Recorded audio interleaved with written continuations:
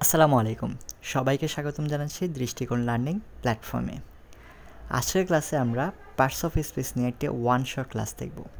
অর্থাৎ যাদের parts of speech নিয়ে আগে কিছু বেসিক ধারণা আছে তাদের জন্য এই ক্লাসটি একবারে পারফেক্ট। আর যাদের মনে হচ্ছে যে পার্টস অফ স্পিচ নিয়ে আমার আরও জানা দরকার, তারা আমাদের ফেসবুক পেজ বা ইউটিউব চ্যানেলে ভিডিওগুলো আছে। প্রতিটা প্রকার ভেদের আলাদা আলাদা করে ভিডিও আছে বিস্তারিতভাবে, সেগুলো দেখবেন, দেন এই ক্লাসটি করবেন।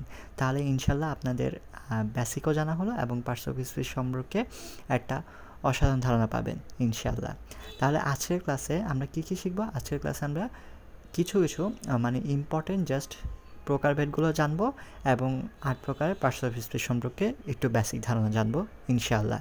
এই ক্লাস করলে আশা করা যায় যে পার্টস অফ স্পিচ নিয়ে আপনাদের যদি কোনো ডাউট থাকে সেগুলো ক্লিয়ার হয়ে যাবে। আর কি, পার্টস অফ স্পিচ অনেক বেসিক একটা টপিক, ইংলিশের মানে শুরুর দিকের একটা টপিক। অনেকের কাছেই এগুলো বোরিং লাগতে পারে, কিন্তু দেখেন যারা ইংরেজি গ্রামারটা শুরু থেকে করতে চায় তাদের অবশ্যই আগে পার্টস অফ স্পিচটা জানা দরকার, যার কারণে এই পার্টস অফ স্পিচের ক্লাসগুলো আনা। তাহলে চলুন আজকে ক্লাস শুরু করি। দেখো, একটি বাক্যে ব্যবহৃত প্রতিটি শব্দকে এক একটা পার্টস অফ স্পিচ বলে, কিন্তু শব্দগুলো অবশ্যই অর্থবোধক হতে হবে, তখনই তাকে আমরা পার্টস অফ স্পিচ বলব। এই বেসিক ধারণাটা আমরা সবাই ক্লিয়ার ইনশাল্লাহ। পার্টস অফ স্পিচ হচ্ছে ৮ প্রকার: noun, pronoun, adjective, verb, adverb, preposition, conjunction, interjection. এই ৮ প্রকার সম্পর্কে কিন্তু আমাদের আলাদা করে ভিডিও আছে, বিস্তারিত ভিডিও আছে। এই ৮ প্রকার সম্পর্কে যদি তোমাদের বিস্তারিত আইডিয়া লাগে তাহলে অবশ্যই সেই ভিডিওগুলো দেখে নিবে, তাহলে ইনশাল্লাহ তোমাদের একবারে বিস্তারিতভাবে জানা হয়ে যাবে এই ৮ প্রকার নিয়ে। আর আজকের ক্লাসে আমরা কিছু ইম্পর্টেন্ট জিনিসই জানবো এইগুলো সম্পর্কে। দেখো, নাউন, কোনো কিছুর নামকেই আমরা নাউন বলে থাকি। নাউন কী আছে দেখো, পার্সনের নাম হতে পারে, প্লেসের নাম হতে পারে, থিঙ্কের নাম হতে পারে বা আইডিয়ার নাম হতে পারে। এগুলোকেই আমরা নাউন বলবো, অর্থাৎ নাউন মানেই হচ্ছে কোনো কিছুর নাম। দেখো, নাউন প্রধানত ২ প্রকার, একটা হচ্ছে কনক্রিট নাউন আর একটা হচ্ছে অ্যাবস্ট্রাক্ট নাউন। কনক্রিট নাউন আবার হচ্ছে ৪ প্রকার: proper noun, common noun, collective noun, material noun. আবার দেখো, ম্যাটেরিয়াল নাউন হচ্ছে আবার ২ প্রকার, একটা হচ্ছে কাউন্টেবল নাউন, একটা হচ্ছে আনকাউন্টেবল নাউন। বা এখানে বলতে পারো গণনার দিক থেকে নাউন ২ প্রকার, একটা হচ্ছে কাউন্টেবল, একটা হচ্ছে আনকাউন্টেবল। হ্যাঁ, এগুলো হচ্ছে নাউনের প্রকারভেদ। দেখো, প্রোনাউন সর্বনাম। প্রোনাউন হচ্ছে যাহা নাউনের পরিবর্তে ব্যবহৃত হয় তাহাই, মানে হচ্ছে নামের পরিবর্তে যেই শব্দটি ব্যবহৃত হয় তাকেই আমরা প্রোনাউন বলি।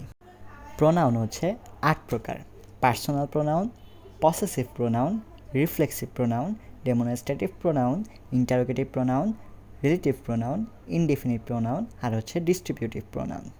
এগুলো সম্পর্কে কিন্তু আমাদের প্রোনাউন ক্লাসে বিস্তারিত আলোচনা আছে। যদি কেউ এই সম্পর্কে আরও বিস্তারিত জানতে চাও অবশ্যই সেই ক্লাসটি করে নিবা। অ্যাডজেক্টিভ বা বিশেষণ, যেই শব্দটির দ্বারা নাউন বা প্রোনাউনের দোষ, গুণ, অবস্থা বা পরিমাপ বোঝাবে তাকে আমরা অ্যাডজেক্টিভ বলি। হ্যাঁ, অ্যাডজেক্টিভ সম্পর্কেও আমাদের আলাদা ক্লাস আছে। অ্যাডজেক্টিভ সম্পর্কে আসলে তেমন জানতে হয় না, চিনলেই হয় অ্যাডজেক্টিভ আসলে কোনগুলো সেগুলো চিনলেই হয়, এত বিস্তারিত জানা লাগে না অ্যাডজেক্টিভ সম্পর্কে আসলে।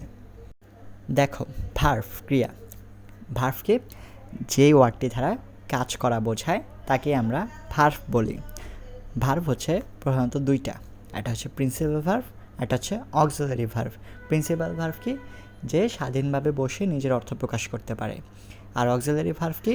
যে স্বাধীনভাবে বসতে পারে না, তার বসার জন্য অবশ্যই মেইন ভার্ব বা অন্য কিছু প্রয়োজন হয়, সেগুলো হচ্ছে অক্সিলারি ভার্ব।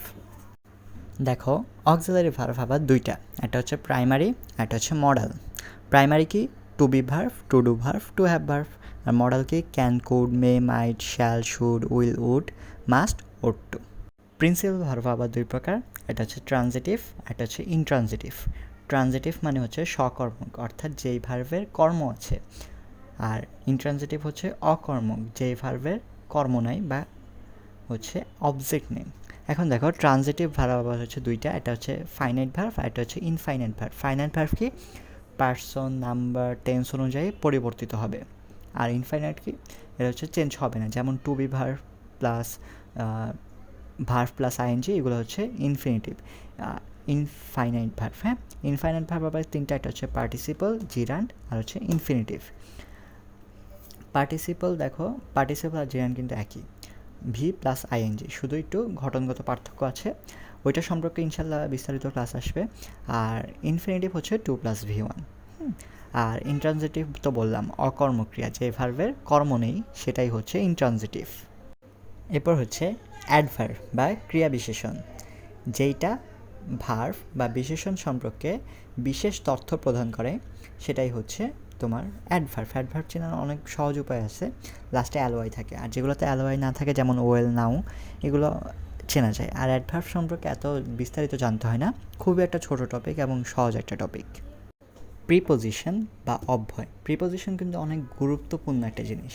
প্রিপোজিশন সম্পর্কে কিন্তু আলাদা একটা ক্লাস দেওয়া আছে, সেটা অবশ্যই করবে। এমনকি প্রিপোজিশন সম্পর্কে ফিউচারে অনেক ভালো একটা ক্লাস আসবে, এর থেকেও ভালো, এবং ওখানে আরও বিস্তারিত পড়ব প্রিপোজিশন নিয়ে। আসলে এটা একটা অনেক গুরুত্বপূর্ণ গ্রামার টপিক, এবং এখানে একাডেমিক পর্যায়ে কিন্তু ফিল ইন দ্য ব্ল্যাঙ্কস আসে, যে প্রিপোজিশন দিয়ে ফিল আপ করো, হ্যাঁ, ওইটার জন্য ইনশাল্লাহ ক্লাস আসবে।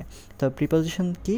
প্রিপোজিশন হচ্ছে এমন একটি শব্দ যা একটি বিশেষ্য বা সর্বনামের সাথে বাক্যের অন্য অংশের সাথে সম্পর্ক যুক্ত করে, অর্থাৎ নাউন আর প্রোনাউনকে যুক্ত করবে যে শব্দ, যেমন হচ্ছে in, on, under, between, at, এগুলো অন্য অংশের সাথে, অর্থাৎ অন্য পার্টস অফ স্পিচের সাথে নাউন আর প্রোনাউনকে যুক্ত করবে, এগুলোকে আমরা প্রিপোজিশন বলবো। হ্যাঁ, প্রিপোজিশন সম্পর্কে অবশ্যই তোমাদের জানা উচিত, এজন্য আমি সাজেস্ট করব তোমাদের প্রিপোজিশন নিয়ে যে আলাদা ক্লাসটি করা আছে সেই ক্লাসটি অবশ্যই করবে, এবং কি ফিউচারে তোমাদের এর থেকে আরও বেটার ক্লাস আসবে ইনশাআল্লাহ।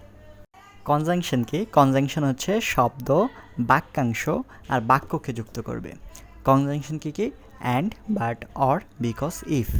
কনজাংশন তেমন ইম্পর্টেন্ট না হলেও জেনে রাখা ভালো, হ্যাঁ, কিন্তু প্রিপোজিশনটা কিন্তু অবশ্যই জানতে হবে। এরপর দেখো লাস্ট ওয়ান, ইন্টারজেকশন বা অনুভূতিবাচক, যেই শব্দধারা অনুভূতি, বিস্ময়, আবেগ এগুলো বোঝাবে, সেগুলোই হচ্ছে ইন্টারজেকশন। দেখো ওয়াও, ও, অ্যালাস, হে, আউচ। ইন্টারজেকশন কিন্তু অনেক ইন্টারেস্টিং, যে এক্সক্লেমেটরি সেন্টেন্সের সাথে অনেক সম্পর্কযুক্ত, তাই ইন্টারজেকশনটা শিখে নিবা। তাহলে আজকে এই পর্যন্তই ছিল। পার্টস অফ স্পিচ নিয়ে আমাদের জার্নি এখানেই শেষ।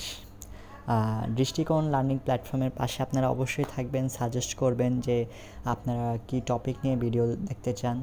ইনশাল্লাহ নেক্সট থেকে অ্যানাউন্সমেন্ট করে দেওয়া হবে পেজে যে নেক্সট ভিডিওটা কি আসবে, রবিবারে আসবে ইনশাল্লাহ টাইম মতোই। সেই পর্যন্ত আমাদের পাশে থাকবেন, এবং এই ক্লাসটি কেমন লেগেছে বা কী কী জানতে আরও চাচ্ছেন, বা পার্টস অফ স্পিচ নিয়ে আর কোনো প্রশ্ন আছে কিনা, সমস্যা আছে কিনা, অবশ্যই কমেন্টে জানাবেন, সেগুলো নিয়ে আলাদা ভিডিও আনার চেষ্টা করব। এবং ভিডিওতে কী কী ভুল হচ্ছে বা কী কী আরও ভালো করা যেতে পারে অবশ্যই সাজেস্ট করবেন আপনারা। আপনাদেরকে নিয়েই, আপনাদের জন্যই এই দৃষ্টিকোণ লার্নিং প্ল্যাটফর্ম আর আমি। তাহলে আসসালামু আলাইকুম, সবাইকে ধন্যবাদ জানাচ্ছি, আর অবশ্যই দৃষ্টিকোণ লার্নিং প্ল্যাটফর্মকে ফলো করবেন। আল্লাহ হাফিজ।